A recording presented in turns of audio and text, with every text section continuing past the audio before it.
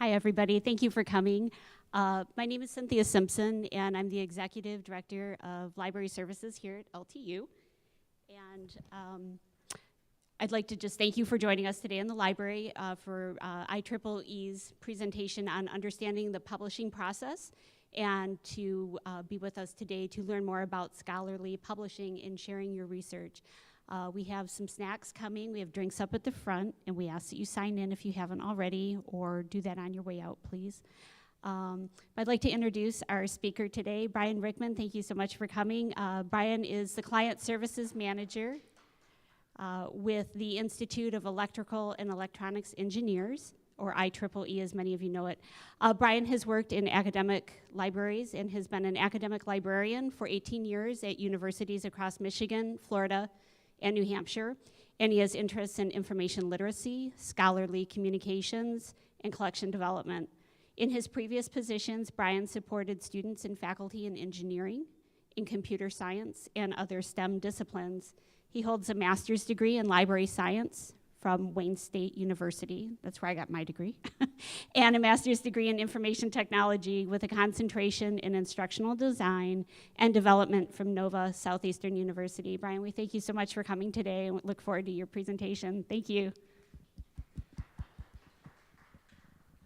Thank you. Thanks so much for the introduction.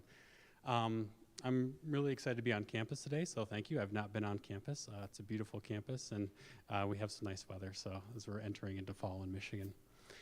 So my presentation is really going to be talking about, sometimes I term this demystifying the publishing process, but really understanding the publishing process.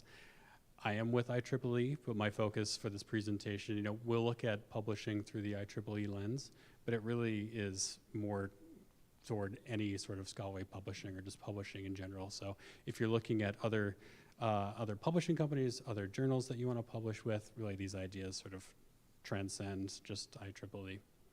I'm going to be sort of floating in between the audience and then running the PowerPoint presentation. And hopefully this will be as interactive as possible. So if you have questions for me along the way, please feel free to ask any questions, stop me at any time. We do have snacks up at the front, so people who are watching the recording or are online right now, my apologies that you're not able to partake in the snacks, but I hope that you're comfortable at home and having something good to eat. Let's go ahead and dive into the presentation. So a little bit about IEEE. So we are the world's largest technical membership organization. We have about 420,000 members around the world. We have about 120,000 students members as well. So if you have an IEEE student chapter on campus, so I would encourage you to get involved with that or understand what they do. There are also IEEE chapters in the Metro Detroit area and all around Michigan. Those are great opportunities for you to meet people who are in the industry and also network a bit. And if you're a student, you get free meals and free invites to events that are going on in the Detroit metro area. So we publish the top-cited journals in science and technology. So we're obviously known for electrical engineering. That's our foundation. That's how we started. That's our history in publishing. But we really transcend, we go beyond just electrical engineering. So we have 39 different technical societies out there. If you were to look at IEEE.org, which is our umbrella site, you'll get a sense of those 39 different technical societies. So we have things that are aerospace related, we have vehicular electronic technology, medical fields, oceanography, all sorts of things that are sort of beyond the scope of what you normally would expect from IEEE as electrical engineering. We have about 200 different journals, so we're actually at 216 journals, transactions, and magazines. And we sponsor more than 2,000 annual conferences. We also develop our standards, so probably familiar with the 802.11 Wi-Fi standard. So if you have your phone, if you have your computer, if you're connecting to Wi-Fi or doing something electronically, you are interacting with some of our IEEE standards. We also publish e-learning courses, so we have professional development opportunities with e-learning courses. We partner with 10 different e-book publishers, and we are a not-for-profit organization with our mission of advancing technology for humanity.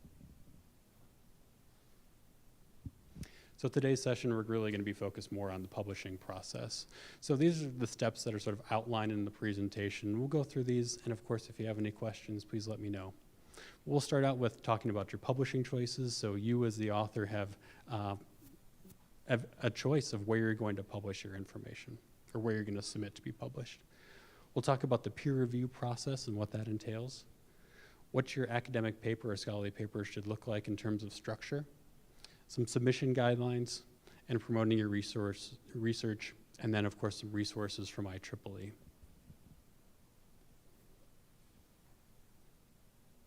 So we'll kick it off with choices.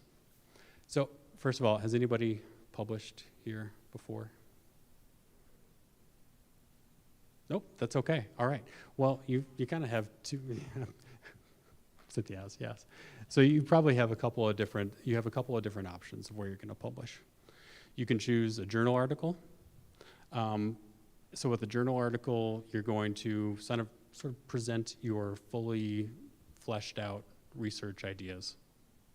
With a conference paper, you're going to be sort of in the process of your research.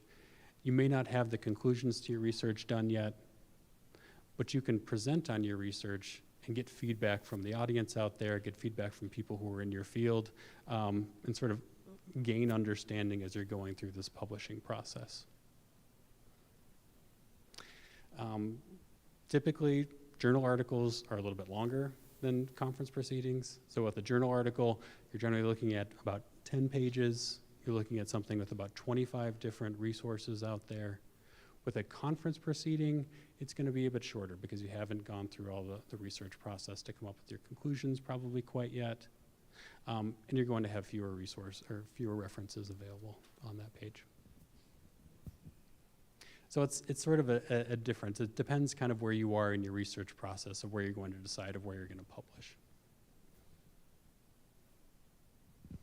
So just some of the pros and cons there in thinking about where you're going to publish.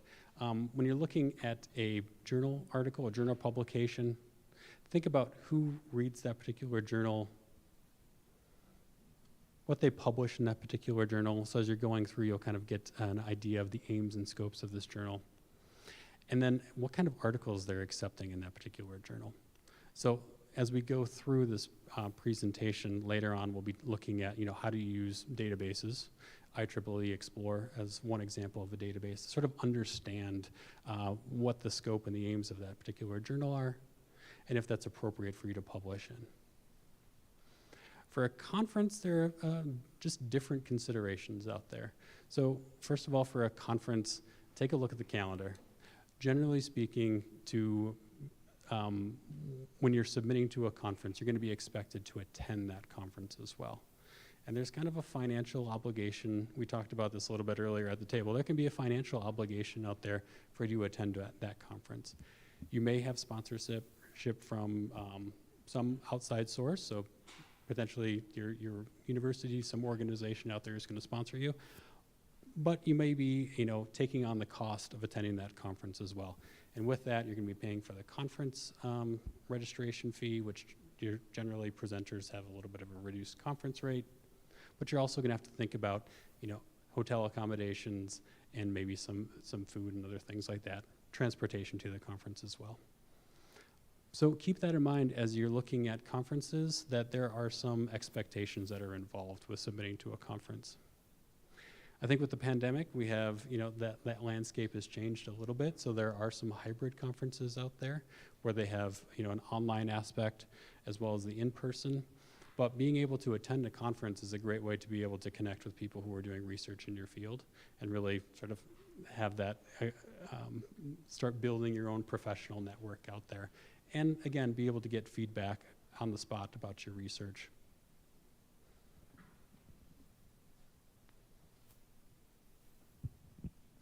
So IEEE and other organizations out there really support the evolution of your research.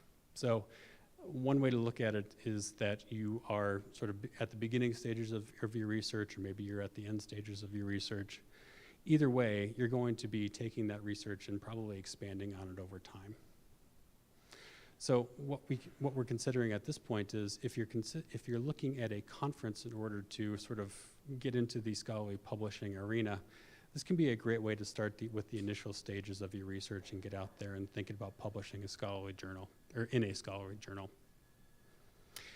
As you go through and your research evolves or it matures, you want to keep some things in mind as you're looking at publishing in different sectors out there in different areas as well. There should be a noticeable difference from when you first start presenting your research at a conference as opposed to when you finally are going to publish that in a journal. So the rule of thumb is the difference should be about 60% difference in terms of where your research first started, in terms of where it's going when you decide to submit to a different publication out there. Thinking in terms of your presentation, the presentation alone at a conference does not necessarily constitute being published. It's being published in the conference proceedings, which is going to count for you to be published. And this matters in terms of things like copyright agreements that you may have with different publishers out there. So in terms of thinking about where you're going to publish, some of those copyright implications, the presentation itself, those are some things you're going to want to consider. And again, as your research starts to evolve on your topic, you want to think about how significant has your research changed since the last time you submitted to a conference. You want to make sure that there's a significant change when you're submitting to the next conference or the next publication. So those resources, the research will also be published on a database, much like the Explorer platform. Has anybody used the Explorer platform for research out there? Okay, so we've got a few people out there, and maybe, sort of, not exactly sure. That's okay. So once you do publish your research, if it's a conference proceeding or if it's a journal article, you're going to be immortalized in library fame. So you will be found on the library databases, maybe through your federated search, your sort of global search on the library homepage, but also in a specific database, and then more specifically in that journal or with included in those conference proceedings as well.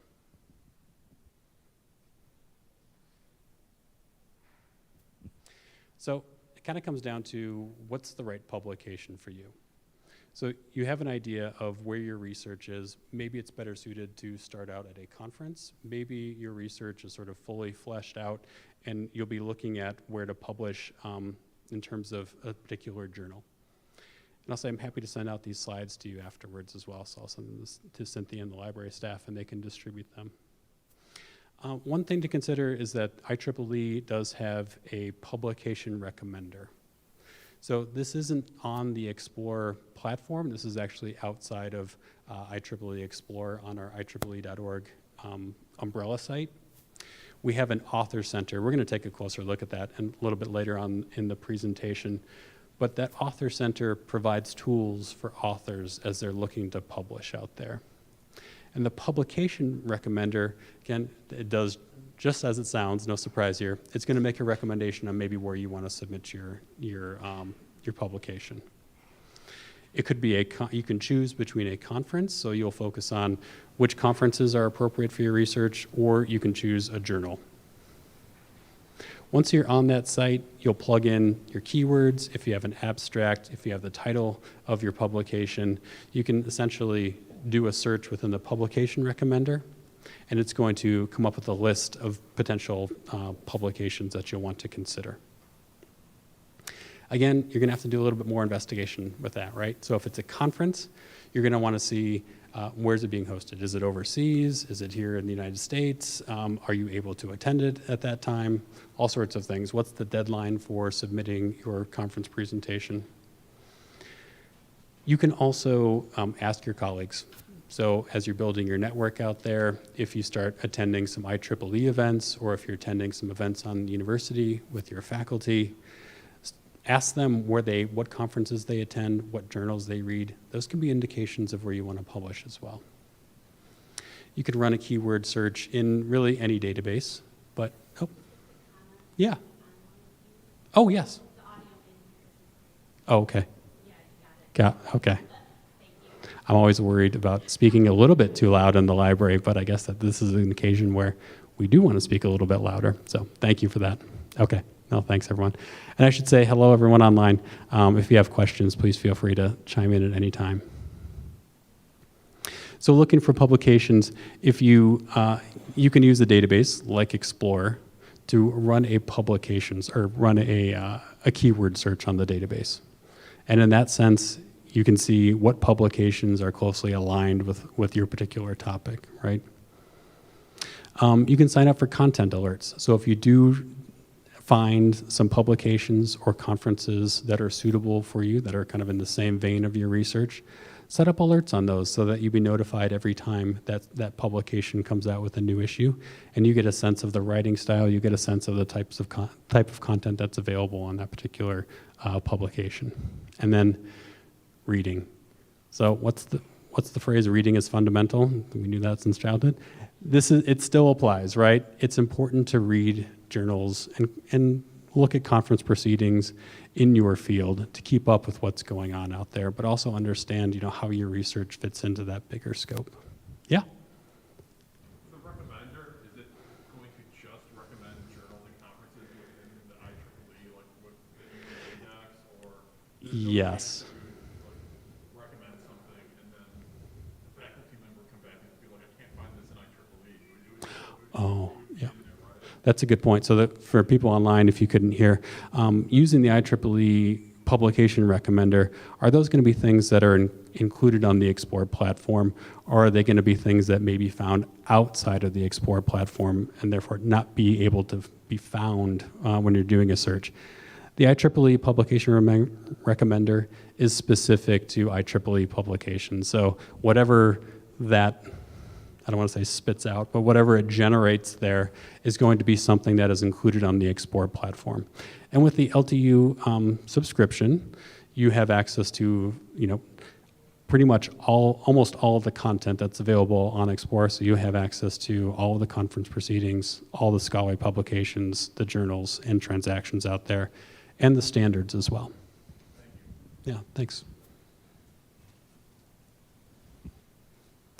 One more thing to consider when you're looking at a publication is the impact factor. So for a long time, this was sort of the gold standard, sort of the benchmark of what we're looking at in terms of a publication.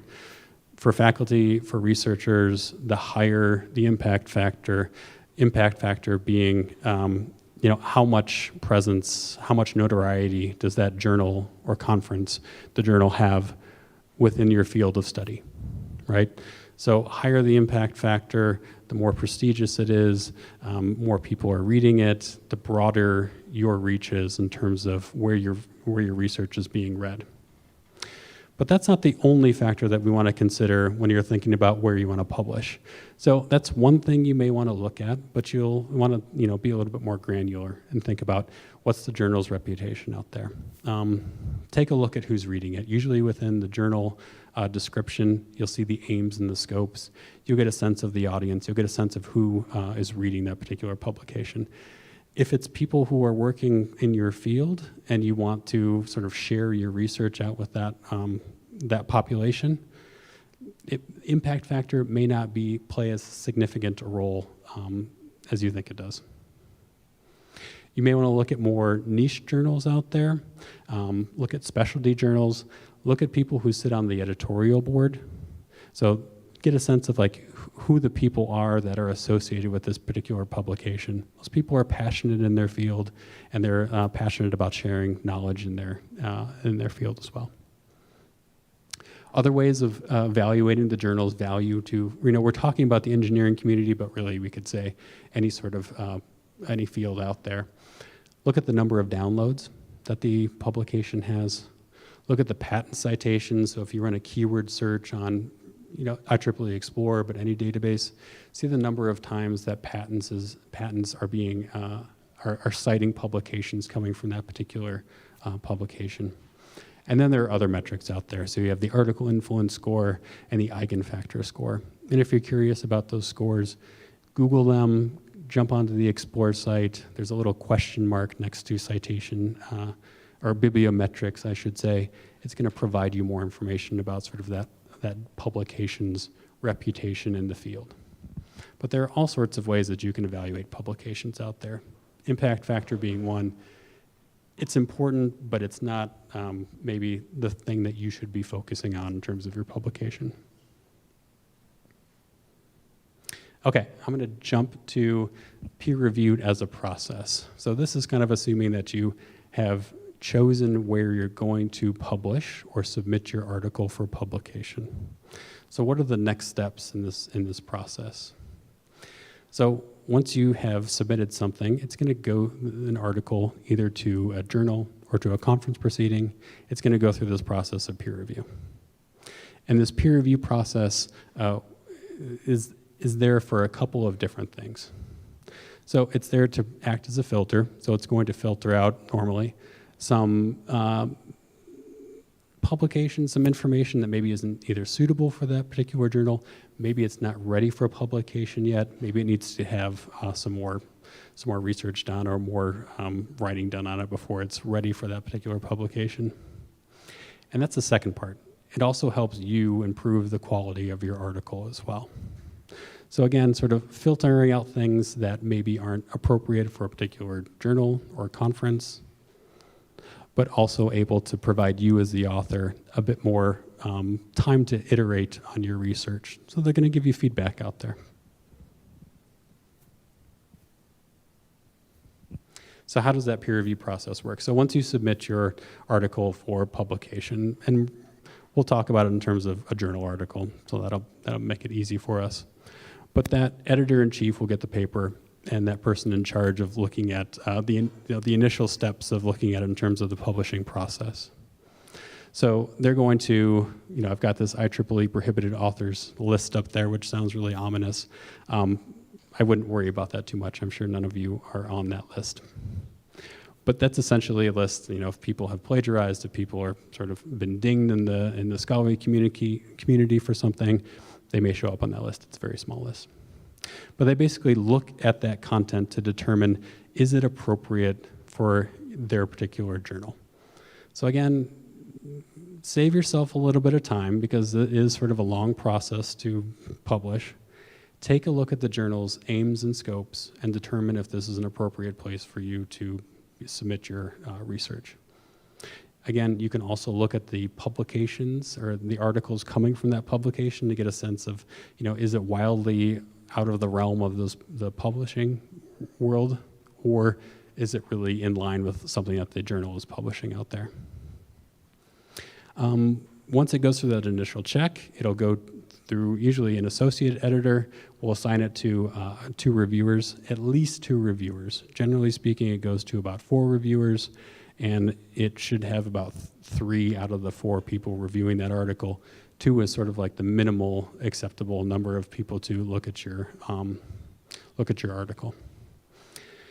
So the reviewers will then send back comments on your article, talk about your research, look at your methodology, look at your conclusions, determine, have you followed all the appropriate steps for your research topic, and then make some recommendations. And those recommendations are generally 3 categories. So they'll accept your paper to be published, or they're going to maybe make some recommendations on how you can improve it and recommend that you resubmit it, or they just outright reject it.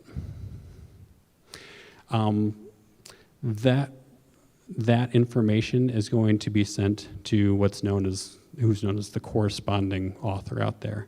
So if you're publishing with a group of people, you will choose one person who is going to be the corresponding author.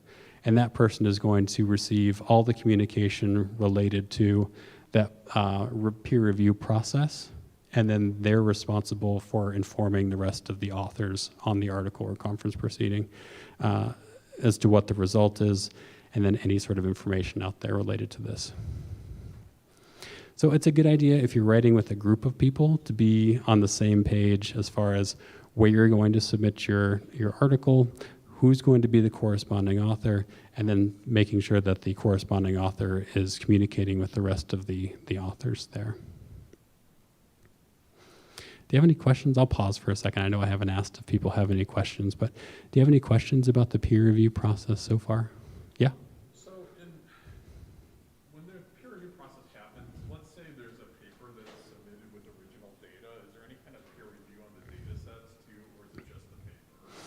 That's a good question. So the question in the room is there any sort of peer review that happens on the data sets that are collected out there? And I'm going to say, generally speaking, no. It's more about the methodology that was used to collect the data. So if the methodology to collect the data seems a little bit off, then that's going to be a clue that there might be a problem with the data set. It might, as a peer reviewer, that might prompt someone to take a look at the data set as well. But generally speaking, reviewers are not necessarily considering the data set in and of itself as the thing to be checked. It's more looking at how did you collect the data, where's it coming from, does it seem appropriate for your topic? So yeah, great question. Yes?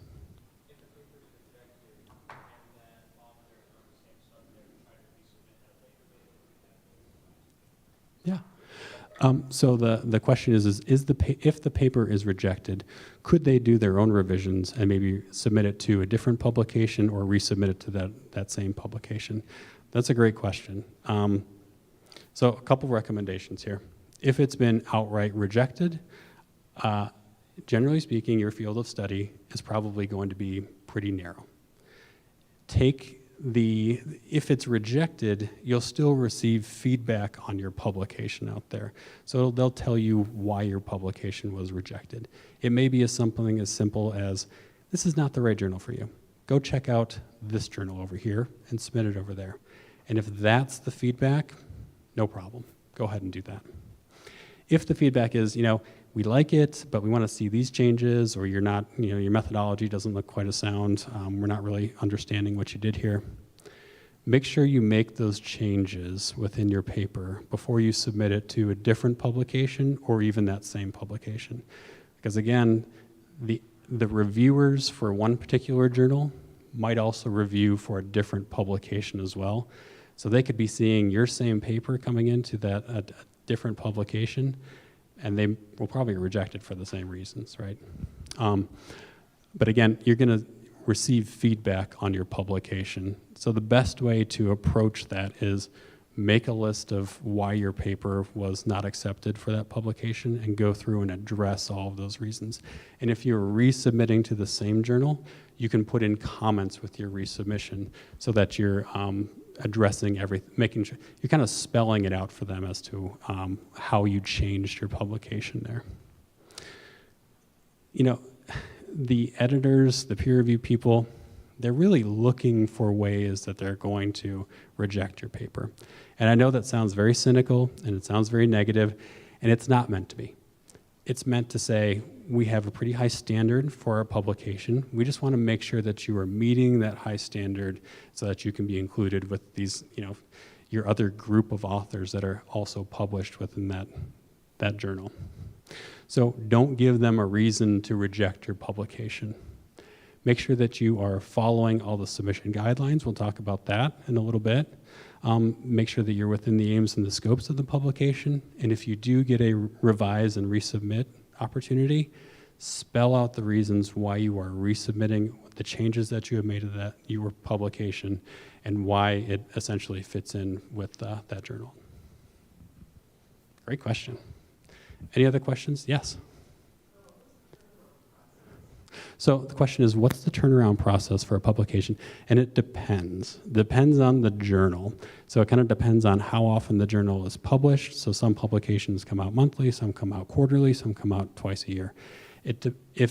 Generally speaking, if a publication has fewer issues per year, that process is going to take a little bit longer. When you are looking at, when you're deciding where you want to publish, the journal information page will have generally a time frame of how long it takes for you to be published. It could be acceptance with 6 weeks. It could be more of a few months. It really just depends on the journal out there. Conferences tend to spell things out a little bit longer. We have this date where we're accepting proposals, and we're going to end on this date, and you should hear within plenty of time to make your travel arrangements and to get ready for the conference. So it's a little bit quicker on the conference side, but the journal side, it does vary a little bit. Great question. Thank Anything else? Okay. So what are the editors looking for? So as they're going through and evaluating your publication, really, what is it that they're looking for? So they're looking at the scope. So again, I keep hammering this home, but this is probably the number one reason why publications are rejected from a journal. It's just not the right journal. So do your due diligence at the beginning and just make sure that you're writing for an appropriate journal. The validity, so are the reported methods and rationale valid and accompanied by appropriate supporting data and references? And novelty, so is it new? Not is it funny, but is it new? So how is this different from other publications that might be talking about the same topic or a similar topic out there? What are you bringing new to your field of research? Here I'll put in a little bit plug for looking at your library resources, and not just IEEE Explorer Digital Library, but all the many databases in your field out there as you can to understand how your research is going to differ from other people's research. So what exactly is new about your topic? Same vein, is it important? So is this a significant enough change or development in your research field that the journal is going to want to publish this thing? Remember, you're not the only one submitting to these journals. There are plenty of other people out there who are submitting to journals. Some of the journals related to the impact factor have a high rate of rejecting articles as well. So with that, they're rejecting articles, because they're not following these areas. So you just want to make sure that you're spelling out again how your article is significant in your field of study and is it important. Clarity, pretty simple here. Write clearly. You don't necessarily have to use a ton of large words out there to get your point across. Be clear. So if the way I look at it is, you're already writing about a very complex topic. You don't need to make it more complex for the reviewers out there. Write simply, write clearly, and express your complex topic in a way that many people are going to be able to understand it. Interest, so is this an interesting topic? This plays a little bit of a role in here. Are people going to want to read this article within the publication as well? So that's part of the peer reviewer's process, is determining, what's going to be included in this publication that they're invested in. These peer reviewers are not getting paid for their work. They are doing it on a volunteer basis.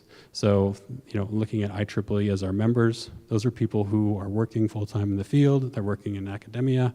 They are people who really do this because they want to contribute back to their field of study. They want to help other authors who are producing research in their field. And there's also a little bit of a bonus. People get to see what people are researching right away as well. So they're getting the first taste of what some of the new research that's happening in their field. And then compliance. So are all the submission requirements met?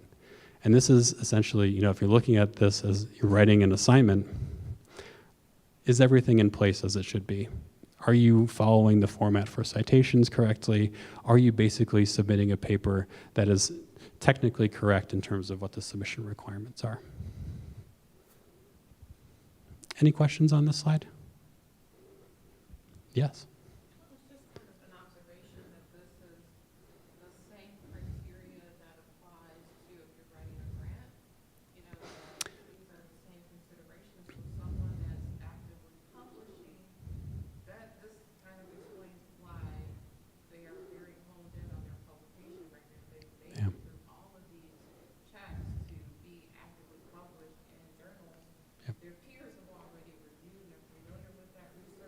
Mm-hmm. Its application, novelty, all of these things.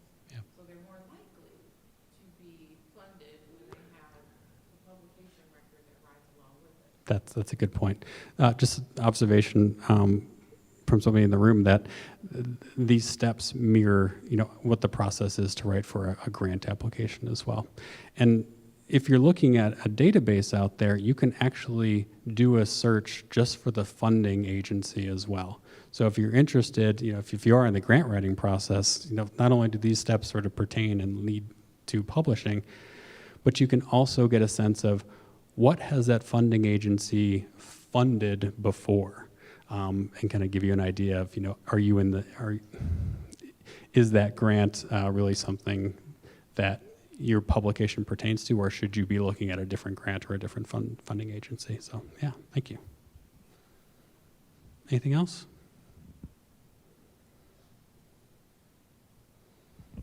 Okay, and so I think we kind of covered a lot of these before. So why do editors and reviewers reject paper? I don't know how many times I'm going to say this in this presentation. Just not a good fit for the publication. But there also might be some scientific flaws, right? If your methodology is not sound, if people can't track down, if they can't recreate your research methods and come up with a sort of a similar result or see how you came up with that result, they're probably going to reject your paper. Same thing, fraudulent research, people who are making up results out there. I talked about that prohibited authors list. People who do this would fall on that list, very small list. But is it poorly written? And here, this is a great opportunity. If being on a campus, you have access to so many resources out there. You have not only your faculty members and people who work in different departments as a sounding board, but you also have places like the Writing Center, and you have places like the library that can help you with your research as well, and also help you with your writing and help you with your research. Was the work previously published? So again, doing a due diligence to see what's been published in your field and understand if there's a significant difference out there. I do have a question, yes.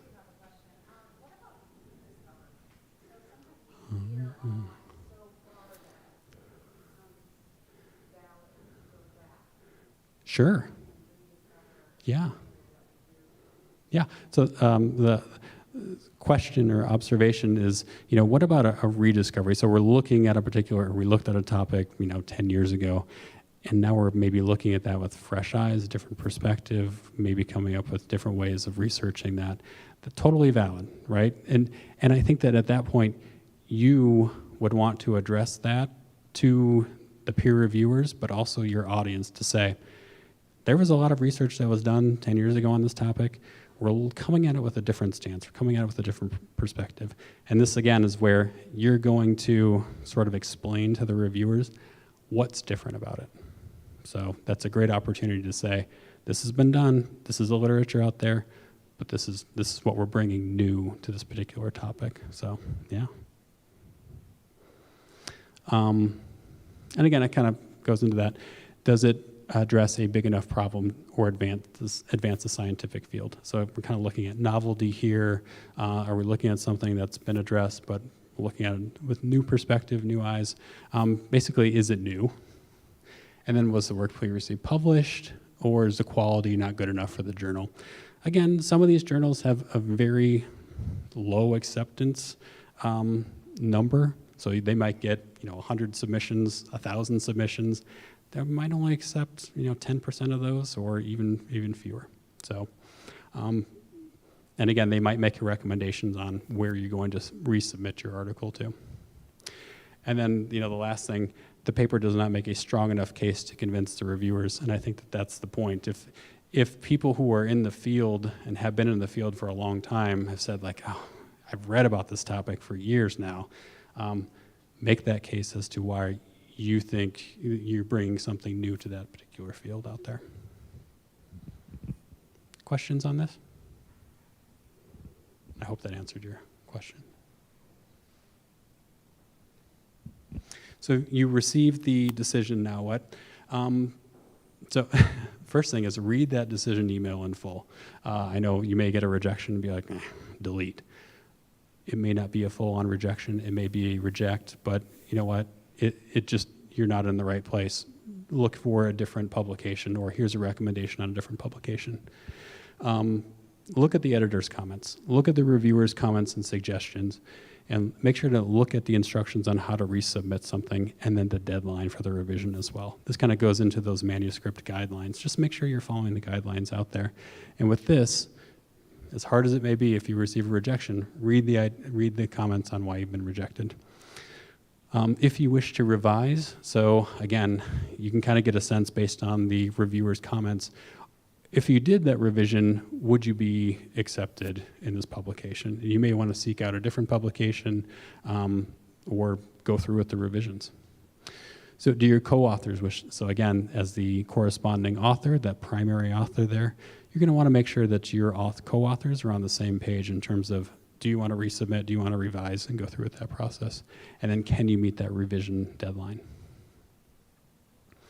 And then you're going to get ready again. So you'll have version control. So this is more, some of the mechanics of publications as well. If you need to have different versions of your paper out there, make sure you're all looking at the same version of your paper. Make sure that you are managing your file versions, any sort of data that you're going to include or code that you're going to include. Make sure you're keeping track and you're all on the same page in terms of what version you're looking at. And then you'll probably want to begin your response to the reviewers. So they probably laid out a few things on why they're rejecting your paper. If they accept it, you're done. Great. But if they make recommendations on why you're getting rejected, put those out in bullet points and make sure you're addressing each of those points.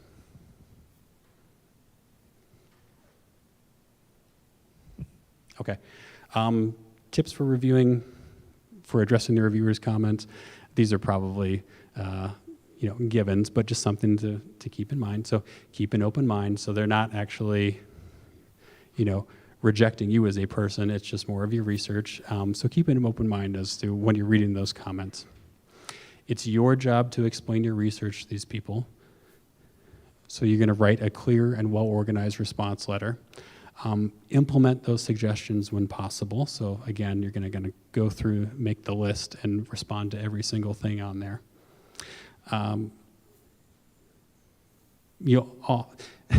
My colleague likes this one. Offer respectful and detailed replies. So again, you're coming off a rejection. I know that you might feel a little bit passionate about your research and the role it plays within your field, but be respectful and just make sure that you are responding to all the comments based on their rejection of you. And then look at ethical issues as well. Okay, I won't spend a whole lot of time on this, but if you're interested in becoming a peer reviewer, you'll get a sense through the literature process and the things that you're reading. Those journals, same journals, are probably going to pop up over and over again. If you're ever interested in becoming a peer reviewer, start gathering your CV information, start building out your CV, and then make your pitch to the editor as well. So within the Explore platform and many other platforms out there, you'll see the editors are listed. You'll get a sense of what the topics are listed in that particular publication. And you can sort of make your pitch as to why you should be a reviewer. Generally speaking, you should have done some research in the field at that point, but you're basically saying, I'm familiar with this topic, and I think I should be a reviewer for your journal. And then always contact the editor directly to offer your services. So feel free to strike up a conversation with these people. And this is another sort of plug for attending conferences or networking in your area, because you're going to meet the people who are responsible for being peer reviewers and also editors for these publications. And you can start to build your name out there in your particular field. Any questions about the peer review process, becoming a reviewer? Yeah?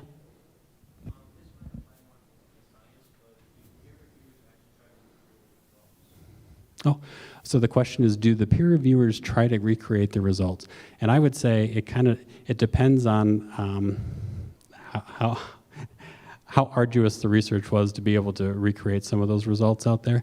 If it's something like, you as the author have provided code for something, the reviewers could, kind of run that code and see what comes up. So I would say it kind of depends on the level of interest of the reviewer as well. Some people may really be interested and want to do that. Otherwise, it's just more of they're probably not going to take the entire time to sort of duplicate what you have done. They're really more looking at your research methods and determining if those research methods are sound. Because keep in mind, like your research, it's probably taken several months, maybe several years to do. So it'd be difficult for them to recreate it, but they should be familiar with the research methods in your field.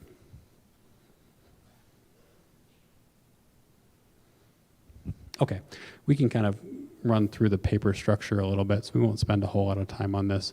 But just in terms of, how's your paper actually going to be structured? Good thing to start out with is an outline. So you'll start out with your outline and start drafting the why, what, and the how of your particular topic. Organize your data by importance, not necessarily chronological. So in terms of your writing, you're probably going to start to run out of time before you submit to your publication or your conference. So organize that data by the most important things first. What's the most, sort of seminal things in your field? What are the most important things in your field? Choose your journal or conference. And again, we talked about that. So how would you choose that particular publication? Go through the publication recommender, look at, the results from your keyword search to see which journals or conferences are popping up. And then make sure that you're following those guidelines. If there's a template associated with your publication, make sure you're using that template to plug in all of your information. And then tell a story out there. So again, you're explaining why your research is new and novel to people. So don't be afraid to lend some personality to that, and tell why you did it and why it's important. And again, I'm going to kind of jump through these, but if you have questions, please feel free to jump in at any time. The elements of a manuscript. So title, author, abstract, introduction, approach, results, discussion, conclusions, acknowledgement, references. So that's generally speaking the organization of a scholarly paper out there. If you're looking at a publication, you'll see this over and over again. There may be some variation within different publications, but in general, this is sort of the format you're going to follow. So with the title, you're going to want to be concise and descriptive. You're going to want to grab the reader's attention, maybe without being too glib out there or trying to be too funny, but you're going to want to make it sort of eye-catching. Answer the reader's question, is this article relevant to me? And then think about what you would search if you were looking for articles on your topic. So in terms of you being the researcher or the searcher, literature searcher out there, what would you look for in terms of a title? And then you're going to describe the content of the paper using as few words as possible. So here's an example out here of a good title and maybe a not so good title. So the not so good title at the bottom, a better approach of managing environmental and energy sustainability via different methods. I can't even read it, of electric load forecasting. It's kind of wordy. It doesn't make much sense. It doesn't come across as very clear. Whereas the title up at the top, a human expert-based approach to electrical peak demand management, is clear and concise, right? So people can read that title and sort of it gives you a sense of what you're going to be looking at. Terms like better, those subjective terms there, don't incorporate those into your title. It just doesn't lend to the credibility of your work. Because they're sort of asking, well, better than what? The abstract. So the abstract is a concise summary of your research conducted, the results obtained, and the conclusions reached. Think of this as your advertisement. This is your marketing pitch as to why people should be reading your article. When you're looking at a database out there, if you're doing your search for the literature, this is the thing people are going to read first to determine if this is relevant to their paper. So as a publisher, as someone who's going to publish, you want people to read your work. So the thing is, give them a reason to read your work out there as well. It should be kind of a standalone version of your article. It should be relatively short, about 250 words. And it should use keywords and index terms. So those keywords are the words that are associated with your article, those key concepts out there. The index terms, sometimes known as subject terms, but basically it's going to be the subjects associated with your article. Those keywords and index terms, again, you can mine those from your library databases if you want. You can actually do a keyword search and export the results if you want for the metadata for those articles. Go into an Excel file, sort them by different keywords out there, do a little bit of text mining, but determine what people are writing about, what sort of keywords that they're using and index terms that they're using to describe their topic. It should be written in the past tense, although generally factual statements can be written in the present tense because you've already completed the research essentially.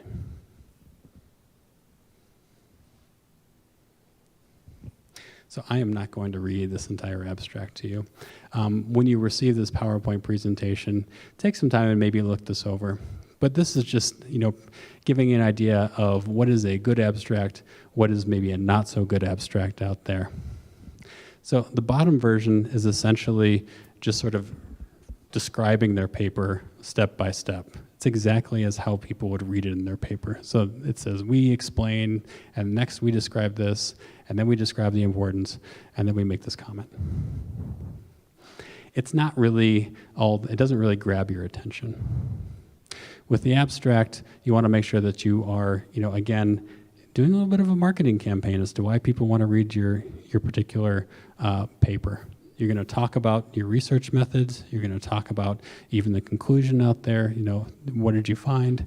But you're basically going to sum up your paper as best as possible in about 250 words. Think of this as sort of your elevator pitch. So you've heard that term. You're on the elevator. You have about 30 seconds to sum up your research to somebody. Really sit down and do that at some point, and it can give you an idea of how you can explain to somebody succinctly. Yes? It's amazing how similar it is to like grant proposal writing. Yeah. I'm like, please don't make them read the proposal about what you're doing. Yeah, yeah. So the comment for the people online is, it's very similar to grant writing. You have the entire grant application out there describing your research. So yeah, you're not. Just the appetizer. Oh, I like that. The appetizer. They figure out what the ingredients are, then they're going to look Yeah. at the rest of it. Yeah, exactly. I don't need to read the cookie recipe. Make me want to eat those cookies and make those cookies. I'm going to steal that. Thank you. And think about your future readers. So we talked about keywords. We talked about index terms. If you're not familiar with those terms, talk to your librarian out there.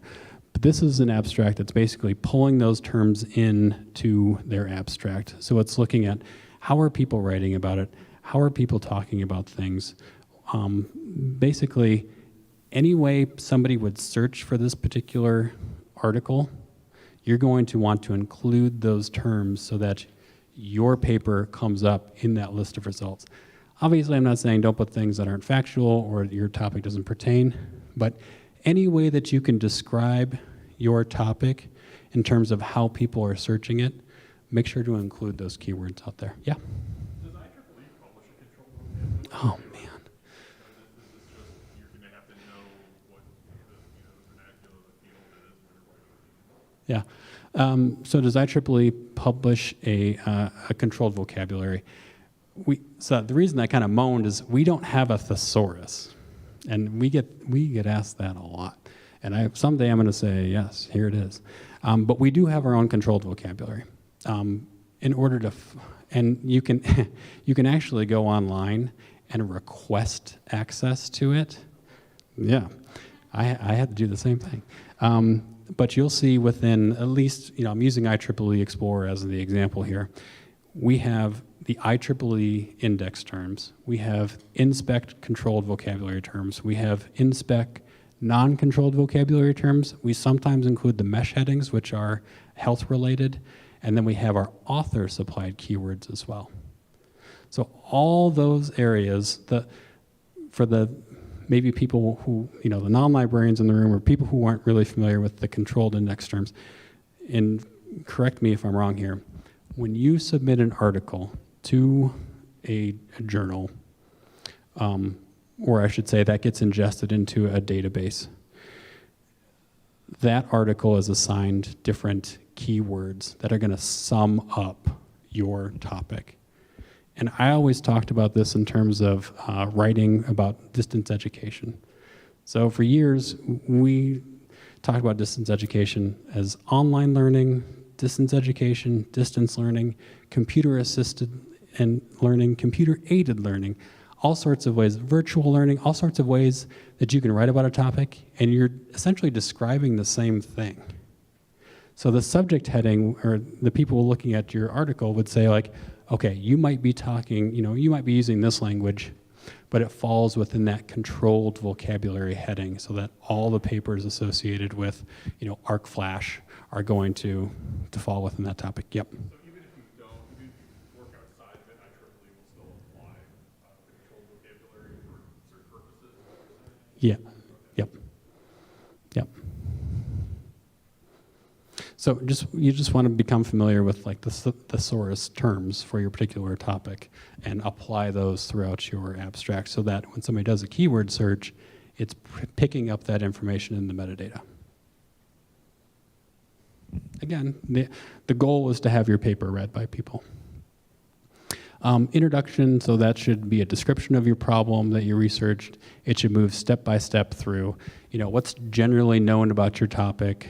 What are some of the prior studies that have been done on your topic? What's your hypothesis and overview of the results? And then how the article is going to be organized. And so I think that prior studies in a historical context of your research, so that would be, to your point, what information do we already know about this? And that also is going to provide the gap there. So that gap is where your study falls in all of this. So what are you introducing that's new out there? So what's already been done, this is what's going to be new. So you shouldn't be don't be too specific, don't be too broad, and don't be too vague. I know that's kind of a hard thing to do. But when you're thinking about it, just thinking about what do people generally know about your topic, what's been done in the past, and then what are you bringing new to this particular topic. It should be about 2 pages and should be written in the past tense. So again, I won't read all of this, but think about what question you're trying to answer. So people are going to want to know what that question is and what you're answering. What's your motivation behind doing this research out there? And again, through the literature review, you're explaining why this is new to your field. So you're familiar with the literature that's been published on your topic previously, and this is what you're going to provide that's new. Then you get into the methodology. So this is, the process that you use to solve your problem. And this is, a lot of times, this is where people begin writing their paper because they're fresh from having done this process. So when you're just concluding the methodology or how you've gathered all your information, that's going to be probably the most fresh thing on your mind. So go ahead and start there with writing down your particular methodology for people. This is a great place to use tables, figures, graphs. So as you are interpreting all of that information that you've collected, you're then going to relay that information in a way that's manageable for people to understand as well. So again, you're taking on some of the work of explaining this information in a way that people find informative, but also they find it interesting to read, right? And then your results and discussion. So this is where you demonstrate that you solved the problem or you made significant advances toward solving your problem out there. It summarizes the data, so it should provide a bit of a summary of your methodology section out there. You can also use figures and tables along with this narrative to illustrate your findings. And then you can discuss the results as well. So why your research offers a new solution, and how other researchers out there can find it beneficial. And you may also at this point say, we started on this path, we expected to find this, we found something completely different. Or it opened up a whole host of other questions. And by doing that, you're also opening a door for future research for yourself and sometimes inviting other people to come and research with you as well. Yeah. Might be a little bit different, but because typically you present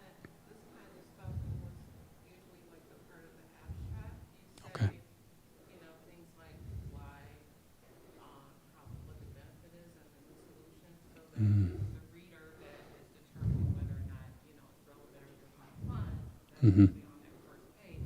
But I have noticed, like in abstracts, and looking for whether or not things are relevant to what I'm looking for, you can't really tell. I guess this is why. Because So- they anticipate that an academic reader is gonna just read through the entire thing Yeah. and Or pick and choose where they're going to read. I should have passed you the mic. I apologize.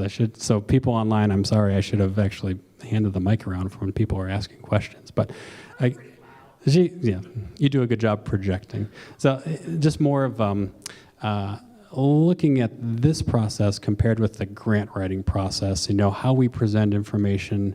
And again, I think it kind of rolls down to the audience of who's reading these as well. So you got to consider who your audience is and where this information is going to fall. But this information might fall earlier on in a grant application. And in general, the results and discussion kind of fall toward the end of your particular paper. Not the entire thing, but snippets. Yeah. Thank you. And then your conclusion. So, what your research has achieved as it relates to the problem stated in the introduction. You revisit some of the key points in your section, include a summary of the main findings and implications, and then provide benefits and shortcomings of your research out there. So, how does this differ from your abstract? It seems kind of similar in that they're both sort of a summation of your paper. Again, just keep in mind the abstract is really more the advertisements, the marketing as to why people want to read it. This is, thinking in terms of the reader, they're probably going to jump to the end of your paper and say, okay, what do we get out of this? If they're interested in the abstract, then they're going to come into your paper. They're probably going to read the introduction to find out why it's new. And then they're probably going to jump down to the conclusion to determine your results. And then if they really, if they're like, oh, this is perfect, then they're going to read through the rest of your methodology and all the other sections.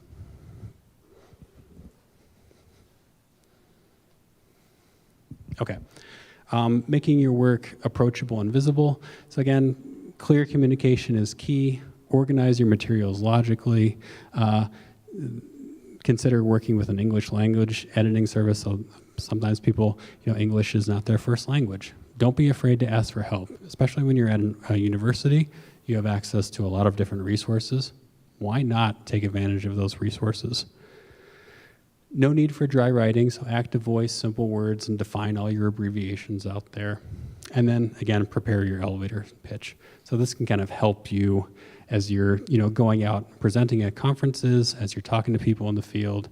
Start to summarize your research and why it's important, why you're interested in it, in sort of a concise manner. Okay, submission guidelines. I don't know what time it is, and I fear I'm running out of time. So we'll try to blaze through some of these. But your submission guidelines, essentially, what is the journal asking for in terms of a submission? So most journals out there will provide a checklist for you of what you need in order to submit your paper to that publication. So just make sure that you're reading all the submission guidelines, make sure that you're hitting on all of these, because a lot of times you'll just be dinged for something that was really listed as something that you should be doing in terms of submitting your article.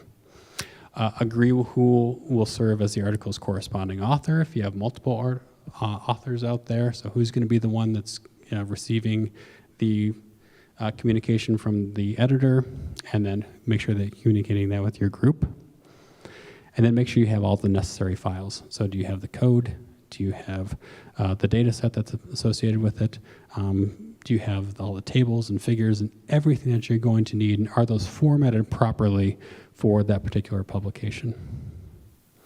And then for at least IEEE, you'll want an ORCID, an ID number. So this is going to be your unique number in terms of you as a researcher. So that number is basically going to act as your identifier so that all the research that you publish can be found through that ORCID ID out there. For multiple authors, so each of the authors, again, you've got a designated corresponding author. but make sure that you're deciding what order the authors are going to be in, obtain that consent from all the authors out there in terms of whether they want to be listed on the article or whether they just want to be acknowledged in the article. Acknowledgement can be something where somebody, a faculty or person has really helped you with the process, but maybe hasn't contributed enough to be a co-author on there. That's a conversation that you're going to have with people in terms of what you think their roles and responsibility are with your research group. And then as the corresponding author, just make sure you're keeping everybody apprised of the article status and what the process is. ORCID ID, you can sign up for this for free. So you would just go, if you just Google ORCID ID, you can basically create your own account and receive an ORCID ID number. And that way, everything that you publish, you're going to assign with your ORCID ID. You're going to be basically, again, making sure that you're putting that publication underneath your ORCID ID so that it's always going to be attributed to you. So whatever publication that or database that you're associated with, that you're publishing in, people can always track back all your publications to your ID number. Okay, duplicate submissions, this is actually an ethical issue. So you want to submit a publication just to one journal at a time. And I know this is kind of weird. Why wouldn't you just submit to, hedge your bets a little bit. Submit to many journals at once and see who comes back and accepts your publication. That's sort of that's an ethical thing, and it's against scientific ethics to actually do that. So this is something, again, to do your due diligence, understand which publications are appropriate for your research, because you're only expected to submit your paper to one journal or conference at a time. You're going to want to submit new work out there. And again, if you've received feedback that your work is not, hasn't changed significantly enough, or maybe you submitted to one journal, got rejected, and you're going to go for a different journal, think about all those things before you're submitting somewhere.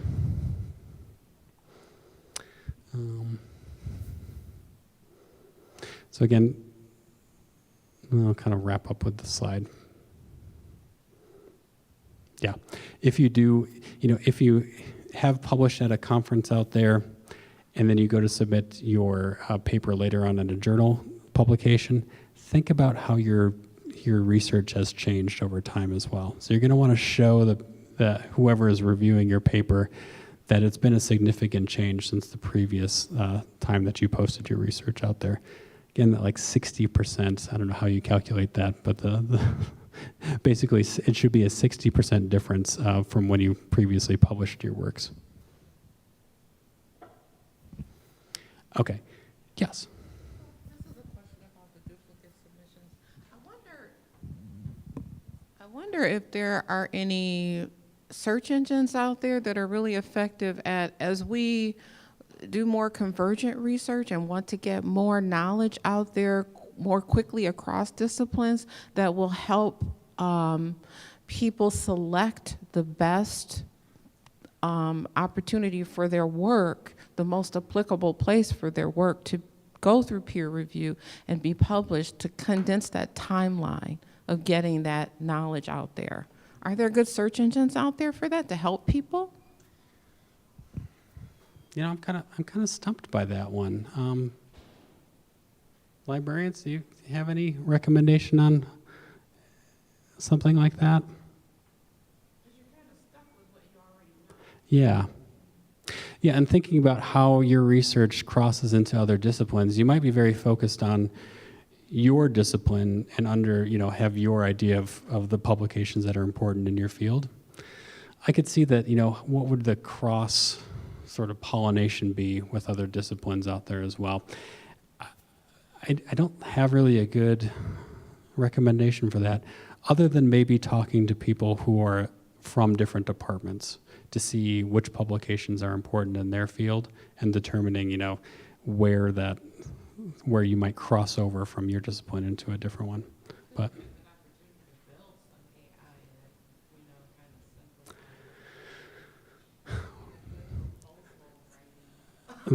You know, yeah, AI was mentioned in the room in terms of being able to do something that really connects those publications out there. And if you start something, get a hold of me. So, but submitting a journal, so submitting your manuscript somewhere. So, generally speaking, when you're looking at a journal, there's submission. So this is a view of the Explore platform. This is actually, yep. And there, when you're looking at the journal, so this would be the IEEE transactions on power electronics. It can be any journal out there. There's going to be a submission. Submit your manuscript, so you can upload your publication. We use a system called Scholar One, and a lot of different publishers out there will use the same system or a similar system out there, where it's an electronic system that allows you to submit your documents, your files, your tables, everything that's associated with your paper. In terms of a conference proceeding, so you would go directly to the conference website. So once you select a conference that you're interested in submitting your presentation, go directly to that conference website and read more about the submission process from that conference website. And they'll generally have their own submission system associated with it. So our IEEE posting policy, and this kind of mirrors other posting policies out there, you have a pre-submitted version, you have a submitted version, so once you submit it to the publication that you're interested in, then you have the accepted version of the article, and then finally you'll get the final published version of your article out there. And there are all sorts of copyright implications that come with each of these stages out here. So that pre-submitted version is essentially, the thing that you have just written with your colleagues. It probably hasn't received any sort of feedback from any editor or reviewers or anything like that. You're able to post that on an archive like Tech Archive or Archive or your institution's website. And that doesn't necessarily count as a publication. But once you start going through this process of becoming accepted to a particular publication, then you're getting more into copyright compliance and making sure that you're following the copyright that's associated with whatever journal or conference you're submitting to. So the submitted version, this would be you have submitted your article for consideration to a journal out there. You can still have control over that article in terms of what you do with it. So you can put it on your personal website, your employer's website. You can use it in your classroom. If there's a grant associated with it or a funding committee, you can put it up on their site. And a compliant scholarly collaboration network. You do need to include that this has been submitted to IEEE or whatever publishing company for consideration, and that there may be copyright implications later on. Yes?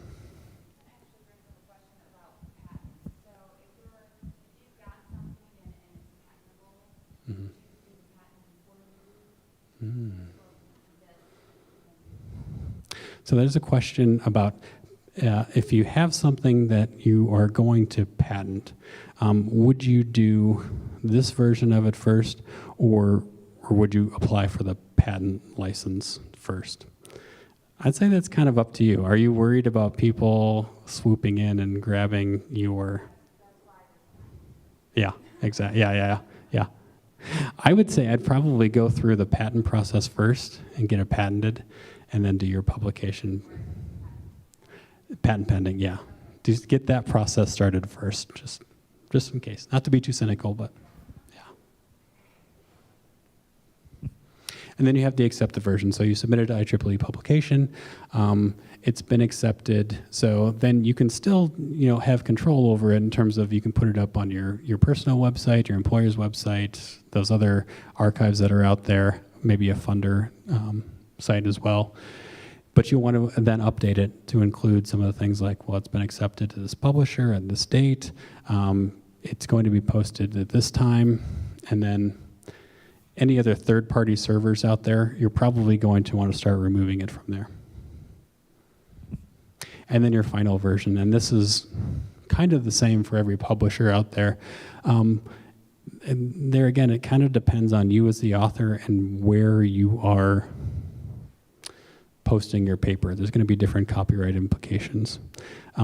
If the journal that you're working with says like, well, we're taking your research now. That's our research. So you have some control over it in terms of you can use it for personal use. You can use it in your classroom. You can use it in your own thesis or dissertation, but really you've got to take it down from different sites because the copyright, you probably signed it over to that publisher. Unless, okay, I think I'm running out of time. Unless you go with open access.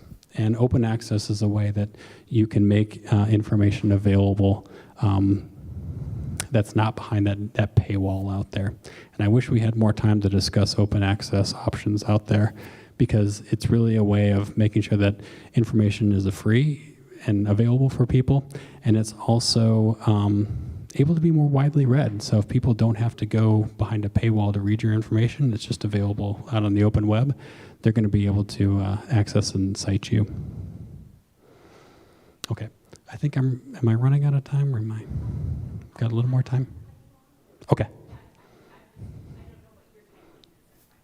Thank you so much. All right, I'll hang out a little bit longer and wrap up my slides here, but if people do have to go, I understand. There are predatory journals. Have people heard that term before, predatory journals? Okay. Something to keep in mind as you're looking at where you're going to publish. They can really be pushy. So if you submit your publication, your article, to a predatory journal, they may ask for a fee that's kind of exorbitant. They may be really pushing you they're going to push you essentially to publish with them, and they're going to ask for money in order to do so. Open access is a model where you, the author, is paying to have, or your institution is paying to make your article open and accessible. So no longer behind a paywall, just open to anybody who comes across it on the open web. With you as the author supplying that APC or the article processing charge to make it open to everybody, just keep in mind that some of the predatory journals out there will gladly take your money, but they don't offer some of the things that more reputable publishers will offer you. So there's no peer review, so you're being lumped in with articles that may be of questionable quality, poor production quality. So your article might go up there, your figures and tables might be unreadable on the website, and they're difficult to find. So the point of publishing is really to share your research out there, and open access makes it even broader way of sharing your research out there. But these predatory journals may not be indexed certain places because they're known to be predatory. They may just be small and niche. So just be careful as you're submitting your work out there for publication of where you're choosing to put it up. So IEEE and many other publishers out there have an evolving open access program. Right now we have about 160 journals and magazines that have a hybrid option. So that's either you can choose if you go the more traditional way of publishing, or if you want to make your research open access. Those titles do have transformative status under Plan S. We also have 20 plus fully open access topical journals out there. And then we have our large multidisciplinary open access journal, IEEE Access. We just crested 100,000 open access articles on the Explore platform, meaning that if people were just to do a search without logging into your institution's subscription, they'd be able to access those papers for free. Any questions on open access? Yeah. We have a lot of people on campus who publish through IEEE. Are you at any point going to talk about transformative agreements in this presentation? So I'm just wondering, is there any kind of institutional thing that we can buy into where we would be able to publish across this list of 160 plus 20 plus multidisciplinary in a more Institution, yeah. Yeah. So the question is, am I going to go into talking a little bit more about the transformative agreement process and whether or not LTU has an opportunity to enter into a partnership with IEEE or another publisher out there to make those opportunities available for faculty and students on campus. Short answer is I'm not going to get into that today. But there are opportunities that exist for institutions out there. So yes, we do have read and publish agreements that we have available. We have something that is, you would essentially kind of forecast how many open access licenses you might use in a year, and you could, buy a certain number of open access license. We also have something called OA on demand, and so that's open access on demand. So kind of determining like you would get a discount for the faculty at your at your university to be able to publish open access. So there are different flavors that we have with IEEE in terms of what that agreement looks like. And yeah, we'd be interested in learning how we can help you with that process as well. So yeah.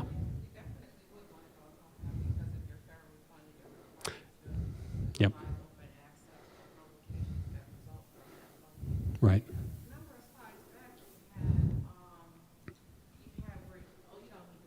Okay. Something about where you provided your articles, which I made the assumption that on federal websites where they're putting out the information that you automatically granted like Access through there. Mm-hmm.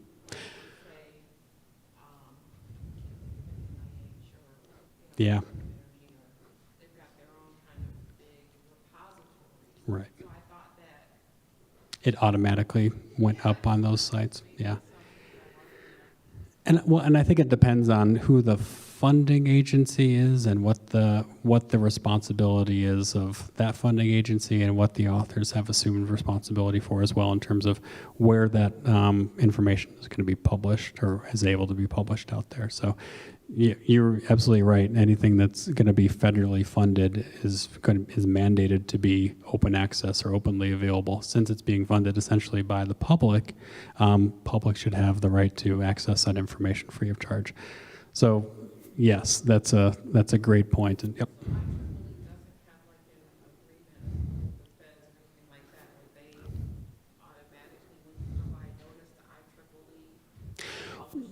Well, I think what would happen there is we will be compliant with that open access mandate, and I think what it is it's more of the APC or that author publishing charge would be included in that grant, so it would be paid at that point by some portion of the grant out there, or the authors or somebody would make it open access and available.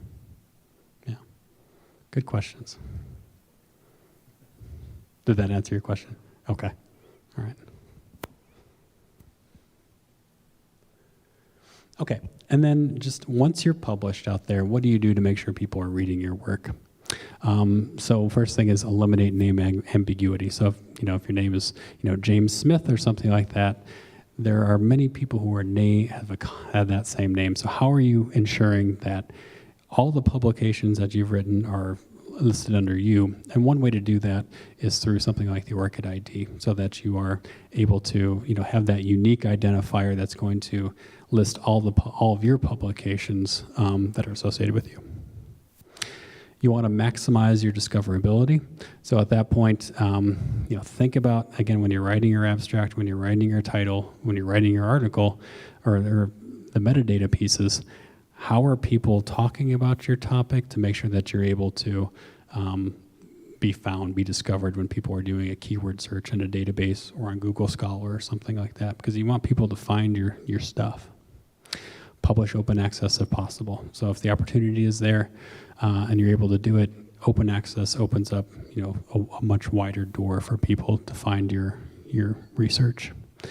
And then promote your research. So go on social media, go on your research networks, go on listservs, make sure that you're publicizing that you've published out there. Talk to your library. They'll want to highlight you as maybe a featured author or something like that. But there are ways that you can promote your research and that you've completed this process. So something about name ambiguity. So this is somebody who has sort of a common name. Make sure that you kind of stick with one format for your name. I know that sounds kind of funny, but if you're going to include your middle initial sometimes, if you're going to spell out your middle name, if you're going to abbreviate your first name, you can associate all those names, but try to stick with one way of that you're naming yourself to make it easier for people to find your publications. Put in your affiliation if possible, so you're going to want to make sure that you have that running list. If you start at one organization and you move to a different organization and move to a different organization, it can be difficult to track people's work. So again, that ORCID ID can help with that name ambiguity. Talked about those keywords quite a bit. So in terms of, how do you make sure people are discovering your article, be familiar with that thesaurus, be familiar with the way people are researching your topic. Think about those keywords and how you're incorporating them in different sections of your paper. And then we talked about, open access again, so I won't hammer this point, but if you have the opportunity to publish open access, it's a great way to make sure that people are reading your research out there. There are preprint servers, so something like Tech Archive is a preprint server where you can submit your work out there so people can find it. So before it's gone through the peer-reviewed process, this is sort of the initial stages of your work. It's a great way to network with people virtually, and also allows you to get sort of feedback from on your publication, your research process as well. Then we have something called IEEE Dataport. This is like a repository for people's data. So if you have data sets out there, massive data sets that you've collected, you can host them on IEEE Dataport. This is, again, compliant with federal mandates too for a data repository out there. Many of the data sets are free, so authors are choosing to upload their data sets to IEEE Dataport, so you can go there and look at other people's data sets. Some are not available free, but you can still get a sense of what the data people are collecting out there. So if you are working with a large data set and you need to place a repository, you have IEEE Dataport as an opportunity to collect it. It does do version control as well, so if you've collected several iterative sets of data out there, you can store it here and also link out to it. Same thing with CodeOcean. So CodeOcean is our code repository. This is linked through the Explore platform. Same with the IEEE Dataport, where people can upload their code that's associated with their publication. So if they've done their research and they've created code, Python or whatever the code is, they can make that code freely available to people who are looking on the Explore site, or just people who come to the CodeOcean site looking for research topics and to understand what the code is out there available. And then I talked about the ORCID profile. So if you haven't already done so, create your own ORCID ID. It's free of charge, and it basically creates that unique persona for you to be able to capture all of your research. And then create a Google Scholar profile as well. So this is, capturing the works in yet a different area. So you're maximizing your discoverability out there. And then share on social media. So, we have yet to update our Twitter logo on the Explore platform, but share via social media, on Twitter, on Facebook, on LinkedIn is a great way to share your publications as well. It's a great way to sort of network with people who are doing like research. IEEE does have social media kits for authors, and a lot of other journals do too, publishers do too. But take a look at those recommendations as you're publishing information. See how they recommend that you publicize your own research out there.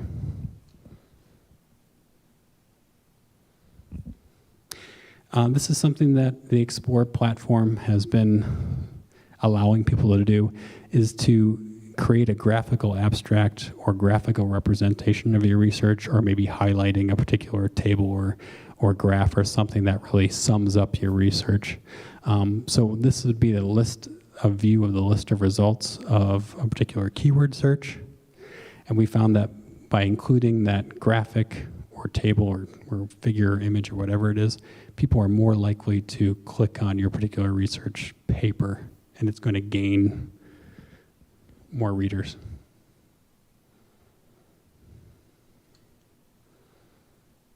Okay, and so make your work approachable and visible. So we've talked about this quite a bit during the presentation, but communicate clearly and concisely, organize your materials logically. In fact, I think this is almost the exact same slide that I had earlier, so I'm going to skip over it. And then you have things for 6 tips for highly achievable, highly cited article.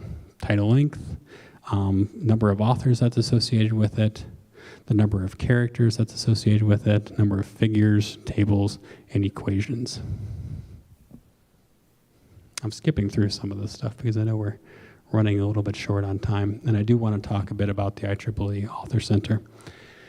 So this is available from the IEEE.org site under publications. The Author Center is really tools that are available for people who are considering publishing within IEEE, but you could also consider how they'd be applicable for other publishers as well.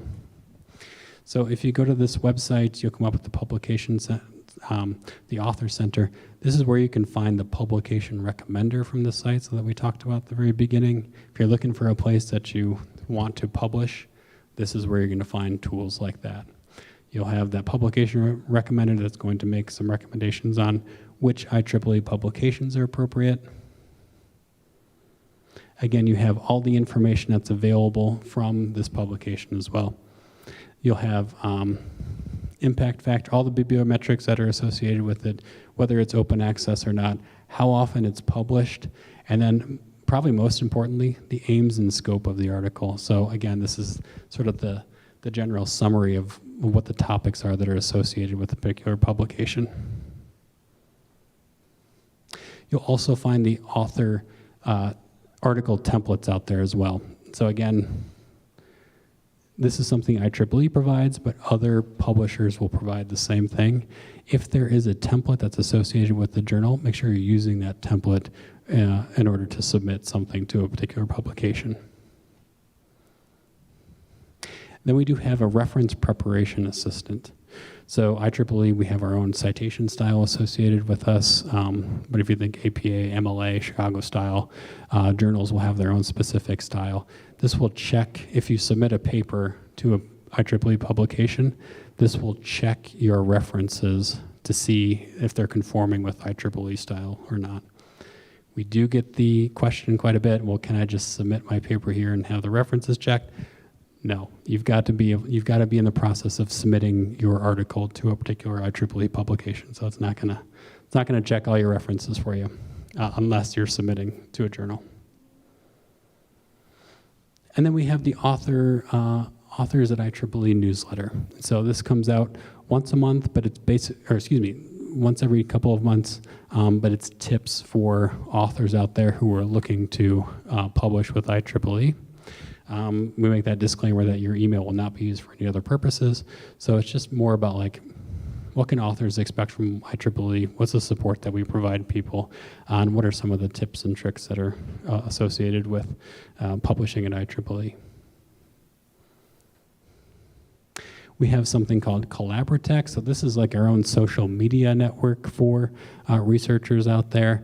It's very scientifically focused. So through Collaboratech, you can actually join different affinity groups if you want that are virtual to talk about different projects. We also have an author lab that's associated with Collaboratech. So if you do have questions about submitting to a particular publication or writing for a journal, you can ask that question to the author group, and you'll get a response from people who have published with that particular journal or conference. And you'll also get responses from people who work at IEEE with some recommendations as well. And then eventually, if you're publishing with IEEE, you'll be included in the IEEE Explore Digital Library. And so that's the subscription that your campus has access to. So it's 6 million full-text documents, our IEEE journals, conference proceedings, and standards going back to 1884. Over 200 journals, magazines, and transactions. About 200,000 conference papers from IEEE conferences, our approved and published standards, partnered journals, ebook content, and e-learning content. You don't have access to everything, but you have access to like 96% of the stuff that's available on this page through your subscription. You can also create your own personal account on the Explore platform. So this is a good way to be notified anytime new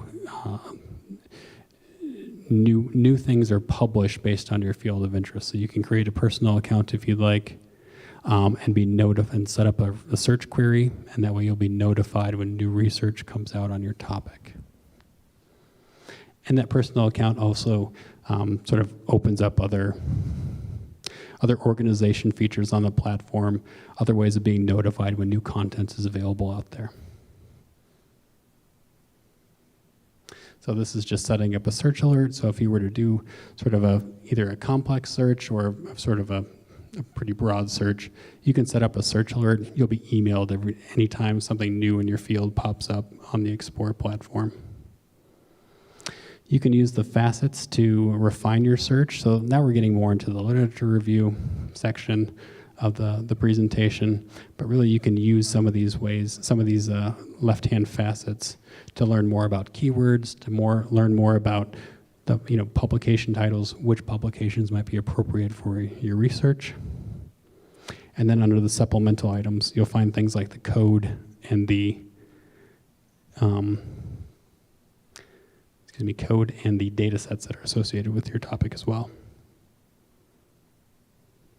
So this is a list of the publication topics. So we talked about that sort of controlled index, controlled vocabulary that's associated with your topic. Going under publication topics and looking at the ways people are talking about your topic, you can find those keywords that you may want to include in your abstract. And then you can use the sort options, not only in IEEE Explorer, but other databases as well, to find relevant content, the newest content, oldest content, or most cited by papers, most cited by patents. You can find influential works out there as well. So as you're doing a search through the Explore platform, you've got these opportunities to find out, what people are reading in terms of most popular, and also what the most relevant results are. This is just, using more of the IEEE platform. You can download citations from the search results as well. So you can download either the citation only, if you want. You can also download a certain number of PDFs, and you can start to organize information within the platform under the My Research Projects area. So you can use IEEE Explorer as a way to sort of create your own personal library out there. Sometimes people use RefWorks or EndNote or another bibliographic citation management system to do this, but we do have that option on the Explore platform as well.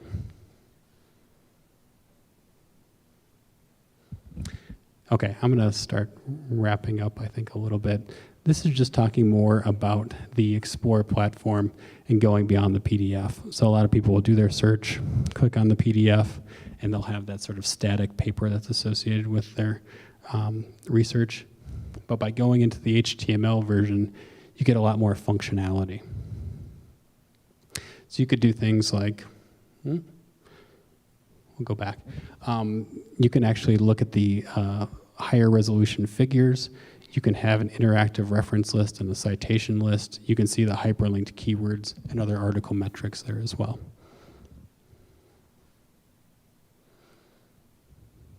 If you find key people in your field, you can search them on the Explore platform or any other platform and follow that author to be notified anytime they're publishing something.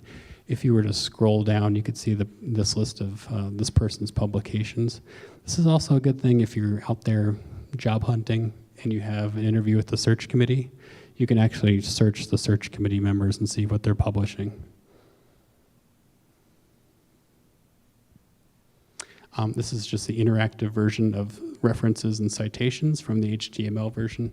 So you get, ways that you can track down citations from the HTML version of this article as opposed to the PDF where you have to type in all the information and track it down that way.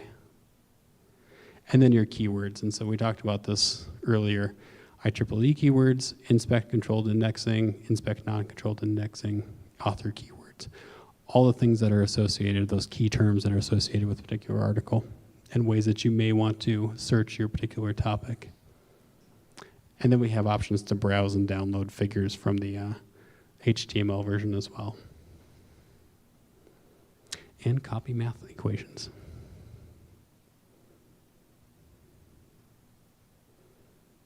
Okay. These are just some key sites to remember, so as we wrap up, you've got the IEEE Author Center. You can look at the conference search and call for paper. The Explore Digital Library is our entire platform where you can find all of our published information.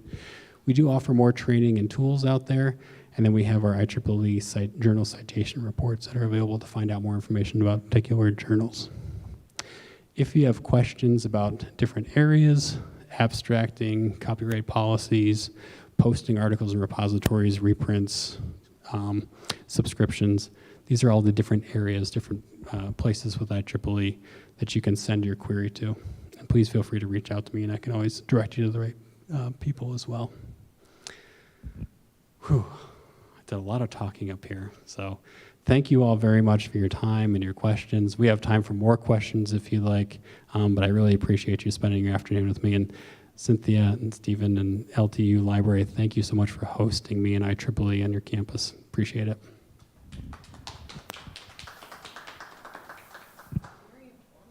Oh, thank you. I know, I was going to say we covered a lot of ground today, so I don't know if there are any more questions, but I appreciate the questions that people asked throughout the presentation. Yeah, I'm going to give you the mic. So earlier he mentioned that if you're going to publish something with the IEEE, you have to have your citations in IEEE style. We subscribe to RefWorks, and if you use that, it can put all of your citations in IEEE style, so that'll save you a lot of work too. So that's free through the library as well. So if you're thinking about submitting, you can just use that. Thank you. Any questions from online? Thanks for attending. I appreciate it. Brian, thank you very much again for coming. It was a wealth of information this afternoon. So if there are no questions, that's all we have for you today. We were going to have a hot pretzel bar. Is that it? There it is. Please help yourself to some hot or warm room temperature pretzels with dipping sauce. And thank you again for coming. Did you have a question? Yes, so when will you be able to send the slides? Oh, so I'll have it this afternoon. If you'd like a copy of the slides, please make sure you've signed in up front so I can get you that information.